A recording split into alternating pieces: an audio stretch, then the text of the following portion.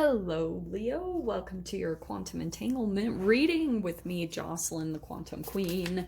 This is what in the world? Oh, yeah. This is for Leo, Sun, Moon, or Rising. And as always, welcome to my cross watchers. Cross watcher, you could be dealing with a Leo. The message could actually be for you, so feel free to take it however it resonates with you and your situation. Keep in mind that these are general and timeless readings, and if you guys are wanting to book a one-on-one, my website information is down below in the description box, but they are currently full, and I'll let you guys know when they open back up. And oh, you can still go to my website and subscribe. You can put your email in there, and that way you'll get notifications for anything I do. I rarely send them though, to be honest. And as always, just wanted to say thank you for liking, subscribing. Thank you for your comments. I love you guys so much. And let us begin. So Leo, the first card that you had, oh, by the way, happy birthday to all my Leos. And you could be dealing with a Scorpio, okay? Well, that Justice card wanted to come out earlier, so I'm definitely going to take that. And the Queen of Pentacles. So like I said, you could be dealing with a Scorpio here with the Death card. Definite ending taking place there between you and a person, you and a situation.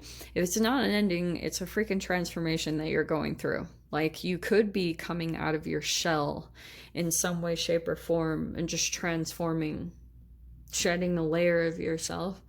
Could be in your mind, emotionally, physically for some of you guys. And you've got the Justice card. I get the sense that the scales are kind of balancing out, I feel like, in your life.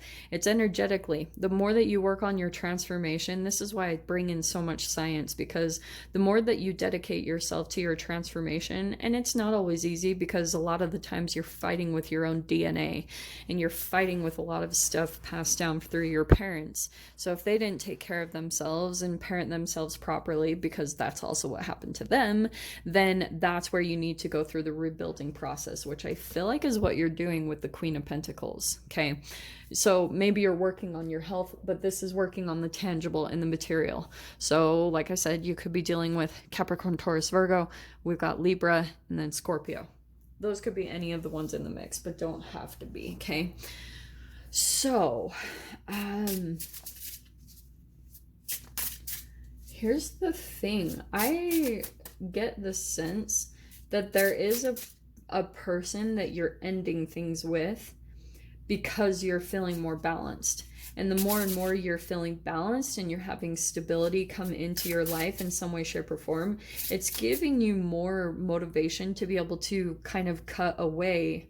Because see the Justice card, she has a sword. So the more balance you come into and the more life seems stable energetically in every way, shape, or form, now you become more decisive about who's going to come in and disturb that.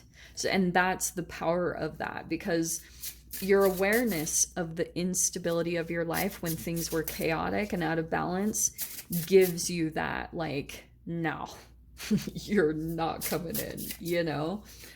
Let's see though. That's the one. Yeah, this is awesome. Lots of people have been getting the wheel today. So that's your first card popping out. You've got the Wheel of Fortune. Things are turning. Things are turning. And this is why I talk about it cellularly.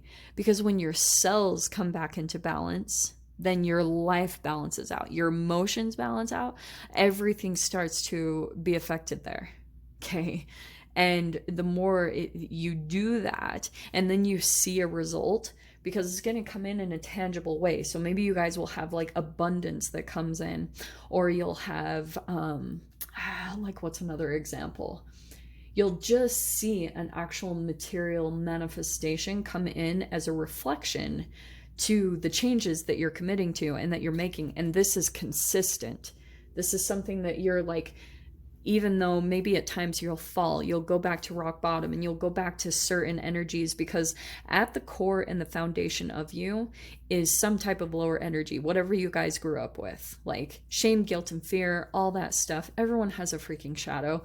So that's kind of your default mode. your default energy, that when you're not pushing forward towards your future and staying consistent with whatever the things are that you guys do to keep yourself happy and balanced and level, that's when you can hit, like, you know, go back to square one or hit a little bit of a rock bottom. But those are getting smaller and smaller. Like, if you actually look back at the past, you can see how much the universe is actually evening out these energies within you. Really fascinating. So you have the Six of Cups overhead. So no wonder. Because I do think that as, like, the wheel is turning, there could be a specific relationship that you're thinking about that maybe you want to come with you. Or you're kind of like, even for some of you guys, this is really interesting. I kind of get the sense that you might be thinking about a person and kind of like, if they could see me now, or you know what I mean? It's not like necessarily, oh, I need attention. It's nothing like that. It's kind of like, there's changes that you've made, and there could have been really deep connections that didn't work out in the past, but still influenced you. Like, they were deep enough that occasionally you still think about them and you're like, oh, I wonder what that person is doing. And it's nothing crazy like stalkerish. I'm not getting that at all. There's just like certain connections that you kind of like, your mind wanders to, and you think about what they're up to and what they would think, or you know, that type of thing. Let me dive into the rest of that energy because I don't know what that is. So Two of Swords tells me that there is no communication between you and this particular person right now, whoever this is. And the past position, though, is the Four of Cups. Interesting. So the way I read this is two different ways, Leo. It could be that, like, you met this person, and even though there was a really deep connection, it was like the timing was off, or your paths weren't really aligned. You maybe had different purposes and things, but there was a depth about this connection that was, what's the word? I can't even think of the word. Not unrecognizable, undeniable. That's what it was. You felt it. It felt like, oh, I've known this person from past lives, or, you know, that type of a deep connection. But it could have been a situation where, Leo, you had either offered your heart to them, because that's kind of what I'm seeing from this Four of Cups. You see how there's like an offer here on the table, but someone didn't really take it. So that could have been what happened. It's like maybe you offered your heart to someone and they rejected you, or let me see what is in the next position. Nine of Pentacles. So yeah, probably what you guys are doing right now is you're just independent.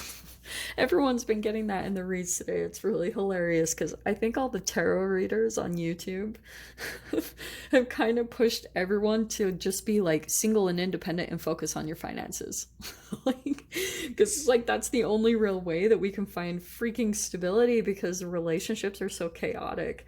But I'm not saying that for all of you, but I can see that right now you're just like independent and focusing on some goals, but for some reason this relationship is coming up significantly.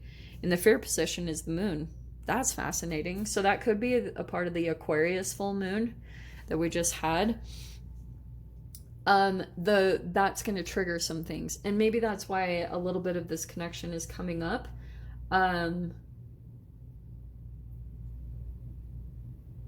Interesting. Leo, this is the other side of it. There is someone that had rejected you in the past. That's why I was kind of picking up on that there. And they, I don't think that they have, but I do get the sense that they want to reach out and connect with you, but conflicted to do so. Because you seem really independent and stable, almost like you would reject them. That kind of could be like they're afraid that the tables would turn, that all of a sudden you would reject them, type of a thing. You know what I mean?